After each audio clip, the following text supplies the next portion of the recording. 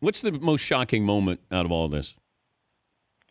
Ooh, like in the film, like I don't even want to ruin some of the ones that are just like, this is the most amazing thing that I have ever heard. But I think the part that will shock a lot of people is getting a thorough look at the history of the Los Angeles Police Department. Like before, we're talking about the Rodney King stuff and everything else. Even before Watts, when what leads up to the Watts riot, I think that's the stuff that people are going to look at and be like, oh, okay, I didn't realize it was like that, because I think that people have this picture in their head of California being this liberal paradise. People, associate the term liberal with a whole lot of other things. But the history of people making that relocation to Los Angeles is almost like an American tale, right? Like the Disney movie. There are no cats in America. The streets are filled with cheese. And then they get there and they're like, yo, where's the cheese?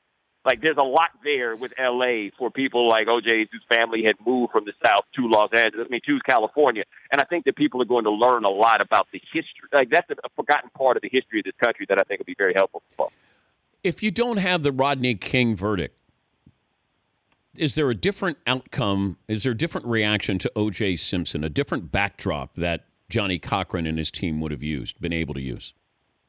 No, I don't think so. And the reason is the Rodney King riots, I think they informed a larger nation of what the situation was. But people have been living that every day. Like, they didn't need that verdict. That verdict was just like, okay, we're tired of it. But I think if you don't have that verdict, pretty much all the circumstances are still the same. Like, NWA did F the Police in 1988. I think Operation Hammer comes right after that. That was always there. It had always been there. So, you didn't need something specific like Rodney King for the Watts riot to happen either, right? Like, you didn't need it in that way. So I think that's swirled with people for so long that no matter what happened, Cochran could have sold it the same exact way. And also, let's not forget, get a helping hand from a really incompetent prosecution. Because one thing that does annoy me when people talk about this in the aftermath is those dudes had a 20-point lead and blew the game.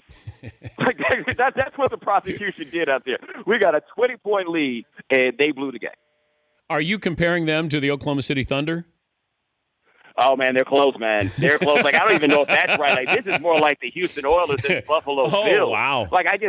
When you go look at that, I think that most people are pretty confident that O.J. Simpson killed those people. I think you'll watch the documentary and you'll come away with it with the understanding that O.J. Simpson probably killed those people. But I was talking to a good friend of mine who saw it, and we both had the same conclusion.